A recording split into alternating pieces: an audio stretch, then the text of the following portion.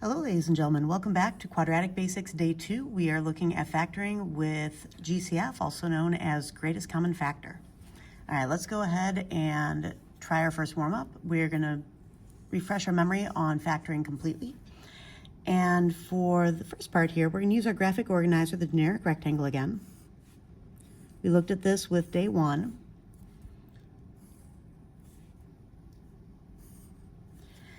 And let's see, our first term always goes in the first box. So we have n squared going in that top one. And then our last term always goes in the last box. So our 8's going down there. Now, if you remember from last time, the two diagonals always multiply to give us the same thing. So when we set up our multiplication addition table, our missing pair of boxes will multiply to give us 8n squared, just like our diagonal that we actually know. So I'm going to put 8n squared above the multiplication part of this. And then our two boxes also always add up to our middle term because these would be the like terms that combine when you're using distributive property. And so I'm going to write 6n above our addition. And there's a limited set of numbers that multiply to give us 8. And if one of those sets also adds up to 6, then we're in business and we can actually finish factoring. Not every trinomial can be factored. All right, so 8n squared, that could split up into 1n times 8n. Don't forget that every number can always be multiplied by 1 and stay the same. And if we were to add those, we would get 9n. That's not what we're looking for. We need something a little bit smaller. Now, 8 is an even number, so we could have 2n times 4n. And that does add up to 6n, which is exactly what we were looking for. So the 2n is going to go up here, 4n down here. Now you could have these two switched. That would be totally fine. And let's see. N squared only really splits up into n times n. In order to get 2n, we would have to multiply n by 2. And in order to get 4n, we would have to multiply by 4 down here, and 2 times 4 does give us 8. So as we write this in our parentheses, we would have n plus 4 times n plus 2. Now the second one can be a little tricky. Remember, the directions are to factor completely. I would recommend that you pause this video, try this problem on your own, and then turn the video back on to see how I would do this. All right, whether you paused or not, here we go. What I notice about all three of these terms is that all three of them are even, which means that they can all be divided by 2. And if I divide each of these terms by 2, I can do an initial factoring and see 2n squared divided by 2 leaves me with 1n squared. I'm just going to write that as n squared. 6n divided by 2 gives me 3n. Negative 108 divided by 2 gives me negative 54. All right, so if I were to distribute 2 times 2 to the n squared, the 3n, and the negative 54, I would be back to my original trinomial. One benefit of factoring up front is that it makes the numbers that you're working with a lot smaller for any future factoring. All right, so let's see. We already know that our factored form is going to be 2 times something. And we're going to see if we can break this trinomial down into 2 more sets of factors, 2 more sets of binomials. So I'm going to set my generic rectangle again. We're going to start to play with this. Now the only thing I have left to factor is what's in the parentheses, so that's the only thing I'm going to focus on. I'm going to ignore that 2 completely and start with the n squared in my first box, the number without n in my last box, and set up my multiplication addition table like normal. Now n squared times negative 54 gives me negative 54 n squared. And I need my 2 mystery terms to add up to 3n. Remember, I'm trying to factor the new trinomial that I had after dividing the 2 out of everything. So that's why I keep going back to this parentheses, not the original problem. All right, so negative 54n squared. If I have a negative number, that means I need a negative times a positive. In order for opposite signs to add up to a positive, I need the larger term to be positive. So let's see, starting out, I'm going to start with negative 1 times 54. So negative 1n times 54n. Remember, each of these terms needs to have the variable on it to be like terms, which is why I'm splitting the n squared and leaving an n with each of these terms. Now, if I add those, I have 53n. That is way off from what I need, but it's a start. 54 is even, so I could split this into negative 2n and then 27n. See, that would give me 25n, still way off from what I need, but getting closer. And 27, I know how to factor that one.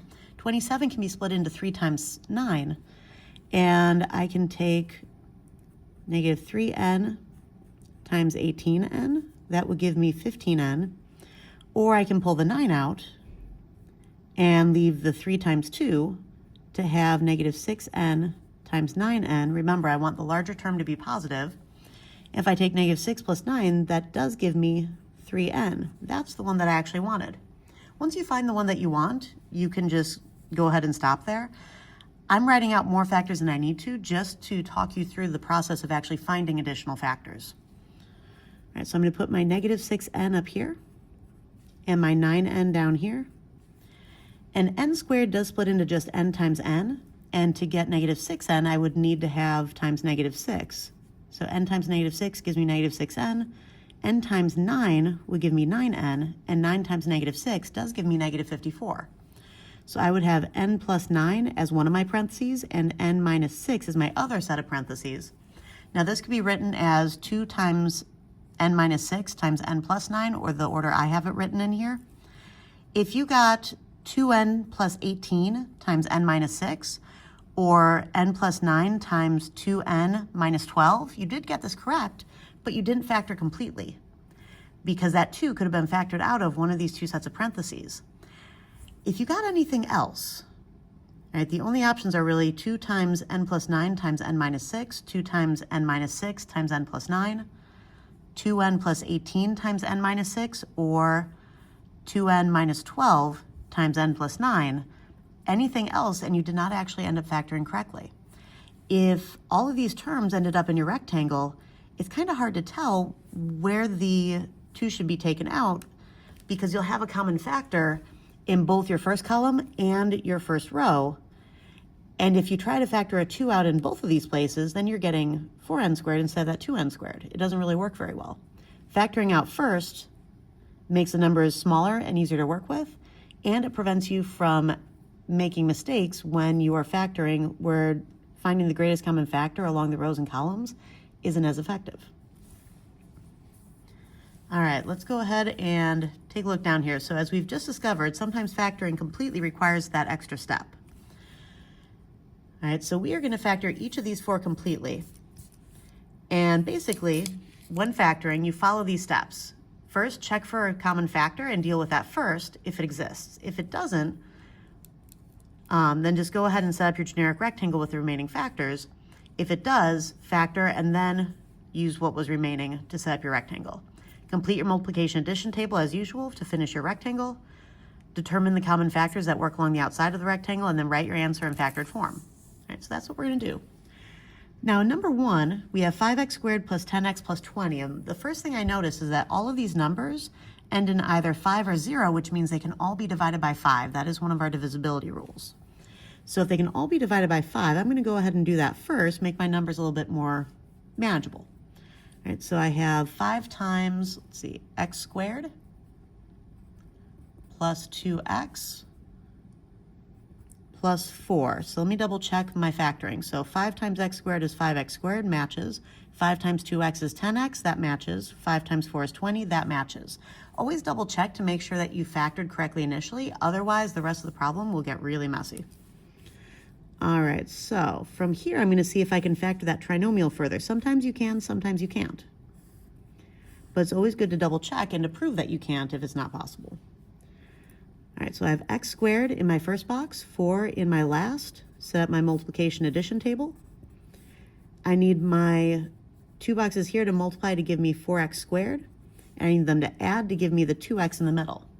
Now, 4x squared can only be split into 1x times 4x and 2x times 2x. There are only 2 sets of factors for this. Now, if I add 1x and 4x, I get 5x. That does not match. 2x plus 2x gives me 4x. That does not match. So 5x and 4x, I need it to be 2x. There are no other options. This cannot be factored further.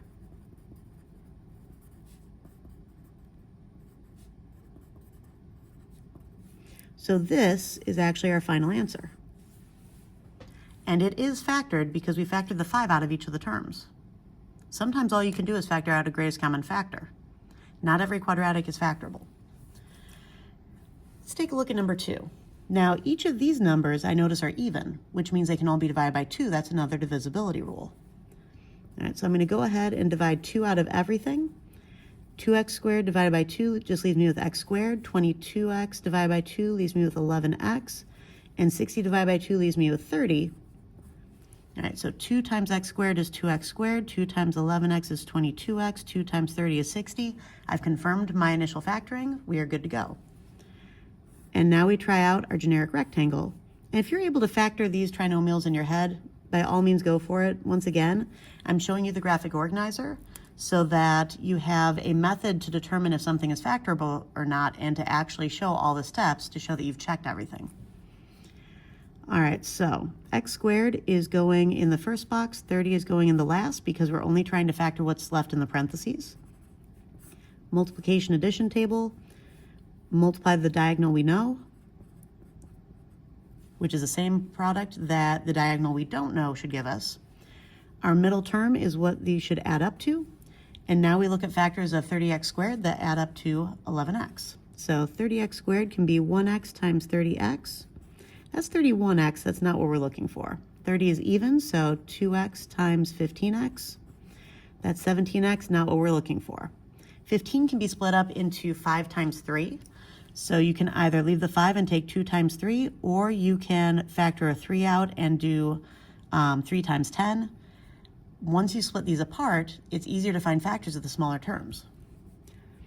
And so I'm going to do 5x times 6x. That gives me 11x, and I found the one that I need, so I'm not going to go any further. All right, so 5x goes in here, 6x goes in here, and x squared splits into x times 5 is needed for 5x, x times 6 is needed for 6x, 5 times 6 gives me 30, and don't forget the 2 that we factored out initially. So we have 2 times, and now what I write down is replacing this larger parentheses. So x plus 6 times x plus 5. So I have my initial greatest common factor factored out, and the factored form of my trinomial that was left after I had factored it out. This is my final answer for this one. So if it can be factored further, do so. If it can't, then don't. And we're on to the next. All right, now 5, 30, and 40. Once again, I'm seeing numbers that end in 5 or 0, which means they're divisible by 5. So I'm going to go ahead and factor that 5 out and see what happens. So 5x squared divided by 5 gives me x squared. Negative 30x divided by 5 leaves me with negative 6x.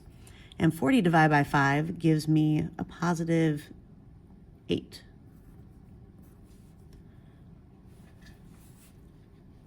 And oftentimes I will write this down initially so that I don't forget to keep that 5 with the factored form once I find it. And I'm pretty sure this one can be factored. Let's go ahead and try it though. All right, so we have x squared in our initial box. We have 8 down at the bottom, multiplication addition table. And my diagonal I know is 8x squared. My diagonal I don't know needs to add up to negative 6x. And I need to multiply to get a positive, but add to get a negative. Now I can multiply 2 positives to get a positive or 2 negatives to get a positive, which means in order to add up to a negative, I need the 2 negatives. So if I look at negative 1x times negative 8x, that gives me negative 9x. Too much. 8 is even, so negative 2x times negative 4x, that does give me negative 6x. That's what I was wanting. So I have negative 2x and negative 4x. X squared splits into x times x. I need x times negative 2 to get negative 2x. I need x times negative 4 to get negative 4x. Negative 4 times negative 2 does give me positive 8. And notice that even though this negative wasn't in common along the column or the row, I used the sign that was outermost next to the factor to match. All right, so let's see. X times x gives me x squared, x times negative 2, negative 2x, x times negative 4, negative 4x, negative 4 times negative 2 is positive 8. So this should work. I have 5 times x minus 4 times x minus 2, and this is my final factored form.